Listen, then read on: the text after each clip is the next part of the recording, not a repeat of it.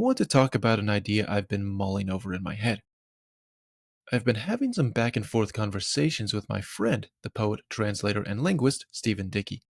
And we were talking about this trend that you see in poetry today where most of what you see is either freeform to the point of being weird and bizarre and just very virtue signaling in its iconoclasm, or it's rigid and rule-bound to the point where it just repeats what's been done in the past without really doing anything new.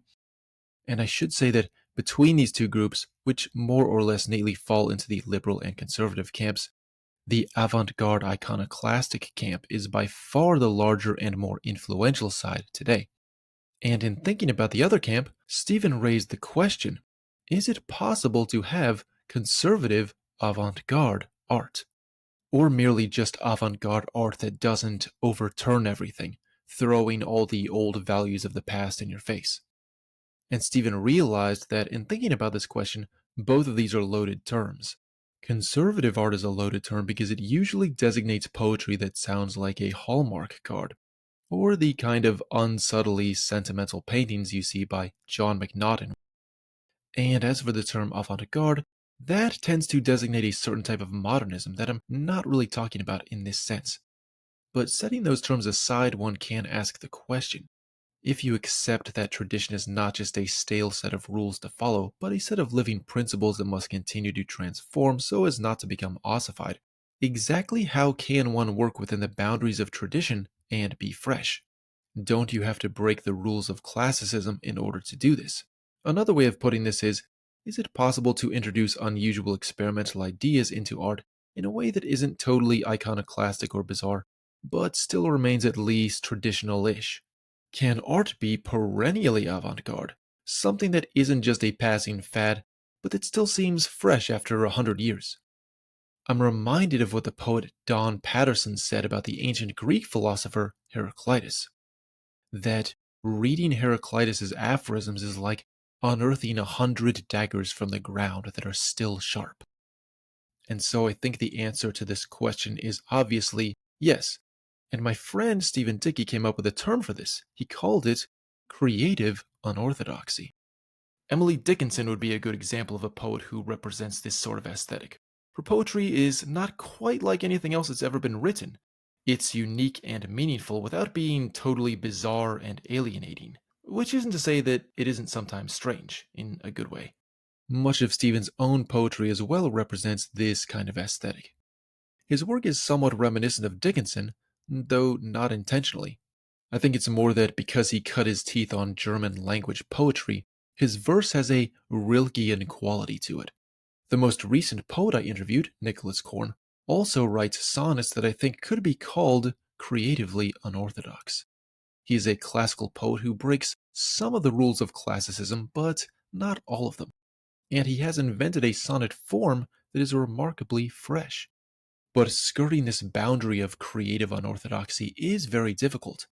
There seems to be a lot of pressure to either follow the rules all the time, or to never follow any of them at all, to either be all order or all chaos. But while I have tried to make a case that it can be a good thing to introduce some chaos into your order, if you're going to do that, you have to know what you're doing. You need to know how to create the order, to develop discipline, so that you can then introduce a little chaos into your work. Now, beyond just talking about rules of formalism, or lack thereof, there's the deeper question of how you think as a poet. It's a question of vision. Are you just staying within the realm of comfortable feelings, relying on cliches to express your thoughts like an Insta-poet would? Or the opposite, just being outraged and writing angry stuff all the time, making every topic about some identity subgroup? Without deliberately trying to shock people, you shouldn't be afraid to come to a conclusion that might offend the puritanical dogmas of some social groups, whoever those are. And I'm not just talking about how everything leftist poets write is offensive to the right, and everything right-wing poets do is offensive to the left. Creative unorthodoxy involves a deeper commitment of not substituting aesthetic principles of taste for ideological allegiances. The scholar Spencer Clavin wrote an excellent essay earlier this year about how, as art gets politicized, like it has in our own age where everything has just become about red team versus blue team, there is a tendency to exchange aesthetic commitments for political loyalties, and praise someone's work because you agree with them on social issues rather than because their work is actually good. If you want to produce work that actually stands a chance of being remembered in the future, being creatively unorthodox involves a commitment to art above all other things. Which isn't to say that you won't also have political opinions or shouldn't express political views through art, because this is always going to be inevitable to a degree. I'm not saying disconnect morality from art like Oscar Wilde advocated, but don't let the politics overwhelm the art. Express the moral views in an artful way. And I would also say as a corollary of that, just because you disagree with the politics behind someone's art, don't necessarily dismiss the art itself. It might still be good. That's like refusing to watch the plays of George Bernard Shaw just because he was a Fabian socialist. That's stupid. A true artist is able to inhabit multiple perspectives. I've reflected on the question of why almost nobody writes good narrative poetry, and while there are a lot of complex reasons for this, I think one reason might be that very few artists today seem capable of creating characters that convincingly hold perspectives the authors don't believe. Conservative writers often refuse to engage with the problem of evil in a convincing, non-satirical way because it offends them, while leftist writers will put viewpoints they don't believe into characters, but then immediately denounce those viewpoints through the mouthpiece of other characters. Both sides are excessively moralizing, and it gets in the way of telling a great story.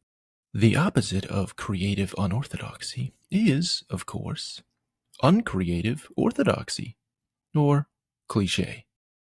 I spent a little bit of time last week making an Instagram account called Sexy AI Poet, in which I created posts of Insta poems written by ChatGPT, coupled with AI images of sexy people. With my whopping 6 posts and 2 followers, it has yet to take off. But who knows?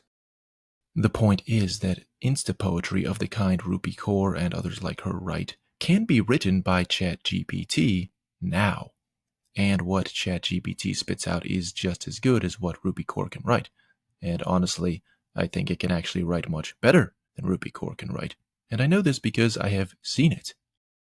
I would also say the same thing is true on the opposite side of the spectrum regarding populist poetry of the kind a lot of conservative people like. ChatGPT can write a poem in the style of Edgar Guest, and you won't be able to tell the difference. That is because both of these types of poetry rely on cliché and don't really use any virtuosic imagery that make them unique. Now, I know a lot of people like this stuff, and I'm not saying don't write it. When a poem is written by a person, there is a meaningful quality behind it that is obviously lacking in something written by a sophisticated algorithm. But the point remains. Nobody can tell the difference between a human and a robot when it comes to this verse. If you like to write this kind of stuff and it keeps you sane and it has therapeutic value, then all well and good. I'm sure you won't stop on my account. But don't have any illusions about what you're doing. You, my friend, are obsolete. Unless you're a beautiful woman like 𝐕𝐈𝐃𝐄. There's obviously a highly photogenic dimension to 𝐕𝐈𝐃𝐄's success, but if you're not photogenic enough to make sexy live appearances that prove you're not a cloned AI avatar of yourself, then you're obsolete. So I would advise you, the aspiring poetic genius, to shy away from writing the type of verse that can be written by a robot. Creative unorthodoxy is about uniqueness. The best poetry still cannot be written by AI, so we're safe at least for the next few years. But who knows, by 2030, we may all be obsolete. Now, being a great artist is ultimately about having sound taste and judgment in aesthetic matters. And taste is simply not something that can be taught. Either you have it or you don't. If you have bad taste, that is, if you like 𝐕𝐈𝐃𝐄 more than Shakespeare, or if you have a compulsion to fill your house with live, laugh, love wall art and binge the Hallmark Channel, then there's simply no helping you. Puritans make horrible artists. But where I can help you become a better poet is by focusing on method. And if you're writing poetry in English, the most important aspect of developing discipline is knowing how to write in iambic pentameter. So, join me next time for a discussion of that. Thank you.